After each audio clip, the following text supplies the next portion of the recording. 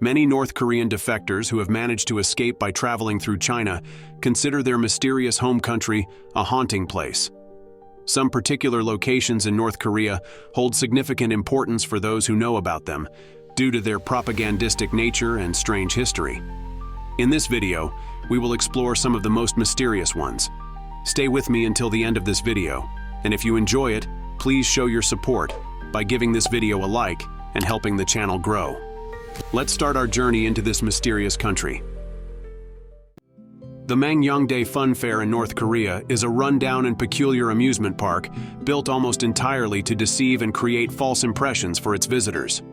The primary goal of this site is to portray life in North Korea as far better than it actually is, to foreign visitors.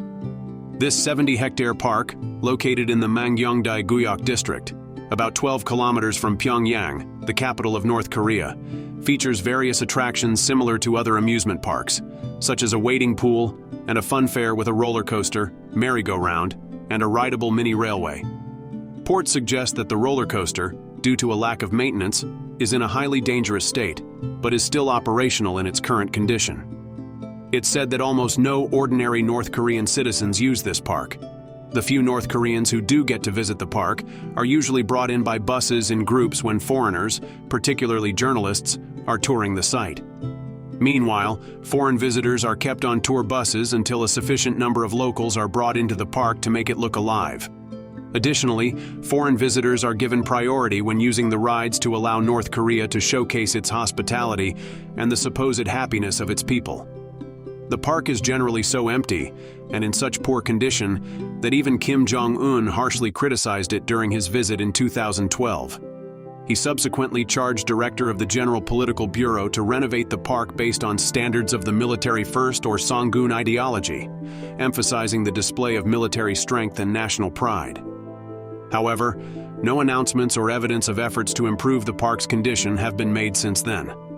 The fake amusement park remains almost entirely abandoned, reflecting the eerie atmosphere that the country itself evokes.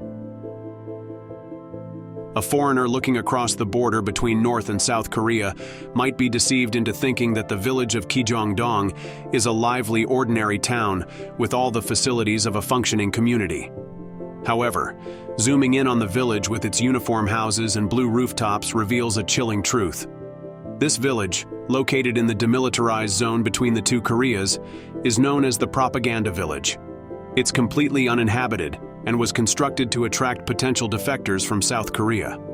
Falsified reports claim the village is home to 200 residents and depicted as an economically active area. Kijong-dong is one of only 2 villages allowed to remain within the 4-kilometer-wide DMZ established after the Korean War. The other village, located in South Korea, is called Kijong-dong and has a real population of just 190 people. Experts believe that Kijong-dong is a hollow facade, with its buildings merely empty concrete shells. These structures appear to be crudely constructed, with incomplete windows lacking glass panes. It is also suspected that the electricity powering the village operates on timers to make the lights switching on and off seem genuine. The only people ever seen in the village are government maintenance workers who clean its streets. North Korea has also used this village to stage small displays of supposed superiority. In the 1980s, after South Korea erected a flagpole approximately 98 meters tall in Kijong-dong, North Korea retaliated by installing an even taller flagpole, exceeding 160 meters. This event is often referred to as the Flagpole War. Both countries engaged in these symbolic competitions, with North Korea using loudspeakers to broadcast propaganda messages praising the virtues of its regime. These messages urged South Korean farmers and soldiers to cross the border and defect to North Korea. However, these efforts did not lead to any defections. In response, North Korea began playing communist operas and military anthems over the loudspeakers. South Korea countered by broadcasting anti-North Korea messages. In 2004, both countries agreed to cease these hostile broadcasts. The fake propaganda village is surrounded by meticulously maintained farmland, which North Korea claims is part of the village's economy. However, it remains unclear who actually tends to these fields. One of the strangest and most infamous structures in North Korea is the Ryugyong Hotel. an unfinished building that dominates the Pyongyang skyline. This 105-story, 330-meter-tall skyscraper gets its name from the historic nickname of Pyongyang, meaning capital of willows. The pyramid-shaped building, initially planned for various uses, was supposed to be completed by 1992. It was designed to be the tallest hotel in the world before Dubai's Rose Tower overtook that title. Today it stands as an abandoned pyramid and holds the world record for the tallest unoccupied building. Construction of the hotel was intended to celebrate Kim Il-sung's 80th birthday and was launched in direct competition with the Westin Stamford Hotel in Singapore, built in 1986 by South Korea's Ssangyong Group, which at the time was the tallest hotel in the world. North Korea hoped to attract about $230 million in foreign investment through a newly established company to fund the project, but this never achieved. The North Korean company withdrew from the endeavor, leaving the architects and engineers to an inevitable failure.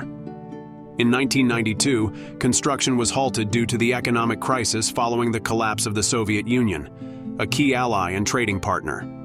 The total construction cost was estimated at $750 million, equivalent to 2% of North Korea's GDP. Western media began circulating stories about the abandoned structure, dubbing it the Hotel of Doom and the Phantom Hotel.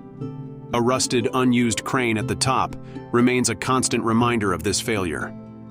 In the late 1990s, the European Union Chamber of Commerce issued a statement claiming that the elevator shafts were misaligned, the entire structure was hastily and poorly constructed, and it was beyond repair. Interestingly, the North Korean government decided to pretend the colossal failure never happened, editing official photos to remove the building and excluding it from Pyongyang's official maps. 16 years later, Egyptian Orascom Group resumed construction as part of a $400 million deal to build and operate North Korea's 3G mobile network. In 2008, North Korea claimed the hotel would be completed by 2012 for the 100th anniversary of the birth of Kim Il-sung.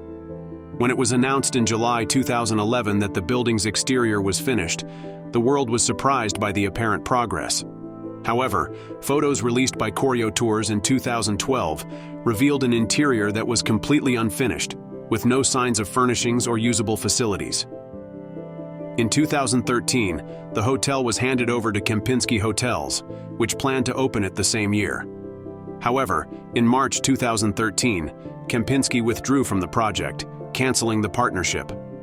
The building remained abandoned until 2016, when a representative from Orascom visited North Korea and construction supposedly resumed. During 2017 and 2018, access roads were built, and in April 2019, an LED screen displaying the North Korean flag was placed at the top of the structure.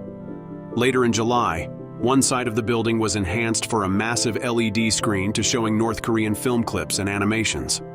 Finally, in 2019, signage with the hotel's name in both Korean and English was installed. Yet, according to reports, this massive structure has never hosted a visitor to this day. North Korea is one of the few countries that hasn't been conquered by the McDonald's empire. However, according to Kim Jong-un's personal chef, Kim developed a taste for Western foods during his time studying in Switzerland. Rumor has it that North Korea's elites, including the ruling family and particularly Kim Jong-il himself, occasionally imported fast food from China. Meanwhile, ordinary North Koreans had to endure a lack of affordable food options. In the 1990s, a famine claimed the lives of approximately 1 million people. Recently, North Koreans have been lining up to purchase a food item called gogi-gyeopbang for 228 North Korean won, or about $2, a hefty price for them. The gogi-gyeopbang invention is credited to Kim Jong-il himself. It's made of 2 bread pieces with beef in between them. It is available at the Samtaesong restaurant, which opened in 2009 and is reportedly operated by a Singaporean company. The restaurant is said to be owned by Kim Kyung-hui, sister of Kim Jong-il. This Western delicacy has gained such popularity that it is now included on the in-flight menu of Air Koryo, North Korea's national airline. While the source of the ingredients remains unclear, North Korea insists that all items served at Samtaesong are labeled with fabricated Korean names to create the illusion that the food is domestically produced, even though all of it is imported. Despite this, People line up to taste these burgers at the only restaurant in the entire country that serves them. Thank you for watching this video. Don't forget to like and subscribe to the channel. See simple, think deep.